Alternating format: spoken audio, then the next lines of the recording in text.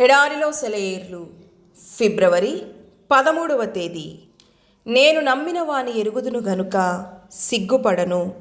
నేను ఆయనకు అప్పగించిన దానిని రాబోచున్న ఆ దినము వరకు ఆయన కాపాడగలడని రూఢీగా నమ్ముకొనుచున్నాను.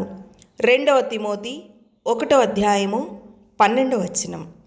ప్రముఖ రసాయన శాస్త్ర నిపుణుడు సర్ మైకేల్ ఫారడే మరణశయ్యపై ఉన్నప్పుడు కొందరు జర్నలిస్టులు వచ్చి ఆత్మ మరణాల గురించి ఆయన చేసిన ఊహాకల్పనల విషయమై ప్రశ్నించారట.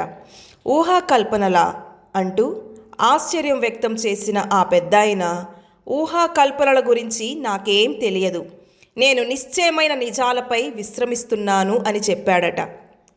ఆత్మరోధన నుంచి ఊరడించేందుకు నిరూపిత నిశ్చయితులు కావాలి నాకు. కేవలం ఊహలకే పరిమితమైన మానవ కల్పిత మెట్ట వేదాంతాలు కాదు. నాకొక ప్రేరేపిత గ్రంథం కావాలి.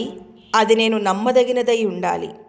విరూపిత కాగితపు చుట్ట కాదు, నకిలీ సాహిత్యము కాదు. ప్రశాంతమైన నిశ్చయిత కావాలి. మానవాతీతమైన ఒక స్వరం నుంచి అది నేను నమ్మదగినదైన ఒక నిత్యత్వపు స్వరమై ఉండాలి. జీవితంలో సంధ్యావేళకు నేను చేరుకున్నప్పుడు, పొంగి ప్రవహించే యోర్దాను గట్టున నేను నిలబడినప్పుడు నాకు మర్మయుక్తమైన కలలు కాదు, పరిశోధించబడ్డ వాస్తవాలు కావాలి.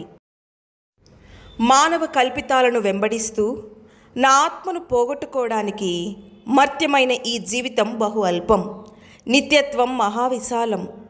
పరిశుద్ధ గ్రంథాన్ని నాకు తిరిగి ఇచ్చేయి. ఆ గ్రంథం దైవ ప్రేరితం. కల్పితమైన కట్టుకథలతో, రూపకాలంకార పోకడలతో నేను విసిగిపోయాను. ఈ మాటలు రాసింది ఎండి క్లేబర్న్.